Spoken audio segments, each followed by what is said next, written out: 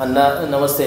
नमस्कार. काल पवार साहेबांची राजगुरुनगरमध्ये सभा झाली आणि त्या सभेमध्ये त्यांनी 2-3 मुद्दे या ठिकाणी उपस्थित केले की ते नसते, त्यांनी जर लक्ष घातलं नसतं तर तुम्ही आतमध्ये असता.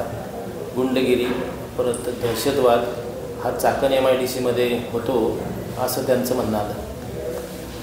मुळामध्ये आपल्या सगळ्यांना माहिती की साहेबांची सभा ही पूर्वनियोजित नव्हती. ते मनसरला आले होते. इथल्या कार्यकर्त्यांनी त्यांना प्रचंड अशा प्रकारचा आग्रह केला आणि म्हणून काही वेळाकरता ते या ठिकाणी आले. साहेबांनी ते काही 2-3 गोष्टी बोलल्या. त्यातली एक महत्त्वाची जी गोष्ट आहे ती म्हणजे इथं त्यांनी साखर कारखाना काढला नाही. साहेबांना मी नम्रपणानं सांगू इच्छितो, साहेब माझ्या तालुक्यामध्ये 3 धरणं आहेत. त्यापैकी चासकामान धरण, या चासकामान धरणाचं पाणी आपण बारामतीचे खासदार असताना शिरूर तालुक्याला 82% पाणी दिलं. 18% पाणी माझ्या तालुक्यामध्ये शिल्लक ठेवलं आहे. कळमोडीचं धरण हे आंबेगाव तालुक्याकरता दिलं. चासकामांचं धरण हे भामासखेडचं धरण हे निम्म पिंपरी चिंचवडला, निम्म हे पुणे शहराला दिलं. साहेब कशाच्या जोरावर लोकांनी ऊस लावायचा? आमच्या जमिनी हलक्या आहेत, आम्हाला तिसऱ्या दिवशी पाणी द्यावं लागतं. तर धरणामध्ये पाणीच नसेल, आजही आम्हाला पहिल्यांदा पाणी शिरूर तालुक्याला दिलं जातं आणि मग खेड तालुक्याला देतं. धरण आमच्याकडं, पुनर्वसन आमच्याकडं, पाणी मात्र शिरूर तालुक्यात. मग हे कुणाच्या कृपेने गेलं? साहेब साखर कारखाना काढायला माझ्या अगोदर स्वर्गीय नारायण पवारांनी हे प्रपोजल आपल्याकडे दिलं होतं. त्यावेळेला आपलंच वक्तव्य आहे की साखर कारखान्यात काही कांदे टाकायचे का? तुम्ही जर प्रयत्न केला असता आणि तुम्ही ठरवलं असतं तर खेड तालुक्यात साखर कारखाना हा नारायण पवारांच्या काळात व राम कांडकेच्या काळातच निघाला असता. त्यावेळेला तुम्ही का प्रयत्न केले नाही? तुम्ही राज्याचे 4 वेळा मुख्यमंत्री झाला. त्यावेळेला इथले आमदार हे आपल्याबरोबरच होते.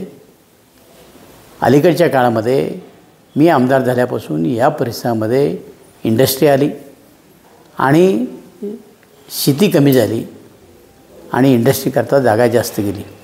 त्याच्याकरता लोकांनी आंदोलन केली की आमच्याकडे इंडस्ट्री आणू नका. तुम्ही 5 टप्पे चाकणच्या परिसरामध्ये गेले आणि SEZ करतासुद्धा शेती घेतली. आता तुम्हाला इंडस्ट्री वाढवायची होती का ऊसाचं क्षेत्र वाढवायचं होतं? तुम्ही मला दोष देणं हे कितपत योग्य आहे? आपल्यासारख्या मोठ्या माणसानं या विषयावर बोलावं असं मला वाटत नाही. दुसरा प्रश्न साहेब, आपण मागच्या पंचवार्षिकला चाकणला आला होतात. त्यावेळेला तुम्ही सांगितलं की इथली गुंडगिरी रोखायची असेल तर दिलीप मोहितेशिवाय पर्याय नाही. आज साहेब असा काय चमत्कार झाला की तुम्हाला मी गुंड दिसू लागलो? आपल्या पक्षानं आत्तापर्यंत मला 4 वेळा उमेदवारी दिली आणि आपल्या पक्षाकरता मी सर्वस्वाचा त्याग केला आहे. मी 3 वेळा आमदार झाल्यानंतरसुद्धा मला साधं एखाद्या महामंडळाचं संचालकपदसुद्धा मिळालं नाही. नारायणराव 4 वेळा आमदार झाले, त्यांनासुद्धा संचालकपद मिळालं नाही. साहेब सत्तेची सगळी पदं ही इतरांच्या करता होती, आमच्या करता नव्हती. आणि मग खेड तालुक्यामध्ये कशाच्या जोरावर ह्या सगळ्या सुधारणा करायच्या होत्या हे तरी आपण सांगायला पाहिजे.